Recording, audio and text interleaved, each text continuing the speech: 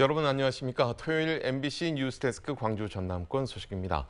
기후 위기 시대 물이라는 생명의 원천을 현대 시각 예술로 조명한 전시가 열리고 있습니다. 현대 미술 작가들이 전하는 물에 관한 다양한 이야기를 만나보실 수가 있을 텐데 조현성 기자가 소개하겠습니다. 화려한 샹들리에 조명처럼 보이지만 작은 병마다 플라스틱 조각들을 담아 바다 오염의 실상을 상징적으로 보여줍니다. 전시장에 설치된 커다란 수조 위로 고기잡이에 쓰이던 폐 집어 등이 시계추처럼 움직이며 색다른 시각 경험을 선사합니다.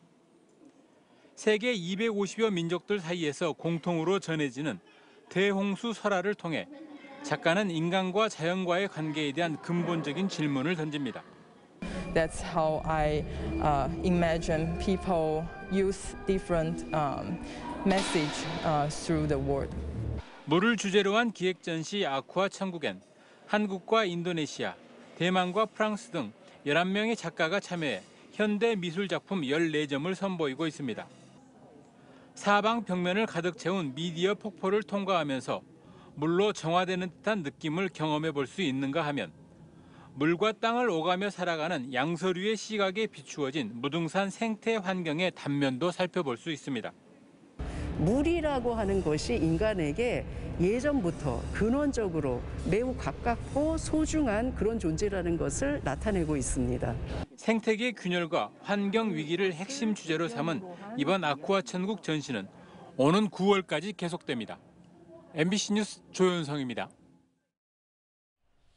김대중 전남교육감 당선인이 인수위원회를 구성했습니다. 인수위는 총 12명의 위원으로 꾸려졌으며 위원장은 곽종월 전 전남교육청 교육국장이 맡았습니다.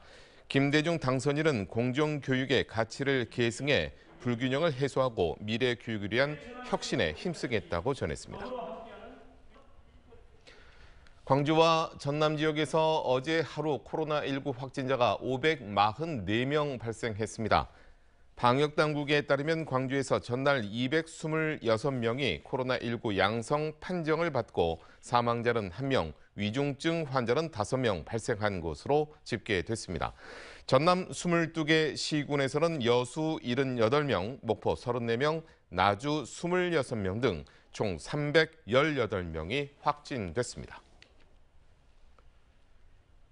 여름철을 맞아 전남 해수욕장들이 잇따라 개장합니다. 해남군에 따르면 다음 달 8일에 송호 해수욕장이, 22일에는 사구미 해수욕장이 문을 열고 각종 공연과 체험 프로그램 등을 운영합니다.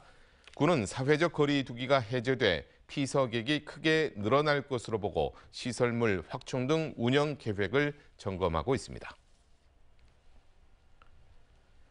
국악 창작그룹 악셀이 젊은 감성으로 해석한 국악 공연을 선보였습니다. 광주문화재단 토요상설 공연으로 마련된 무대에서 7인조로 구성된 밴드 악셀은 대금과 피리, 기타와 드럼 등이 어우러지는 전통 판소리와 창작곡 등을 연주하며 전통 문화관을 찾은 관객들을 사로잡았습니다.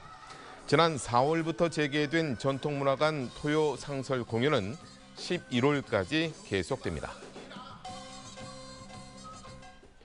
광주 지역의 18개 대학 가운데 총장 연봉을 공개한 곳이 5곳에 불과하다는 지적이 나왔습니다.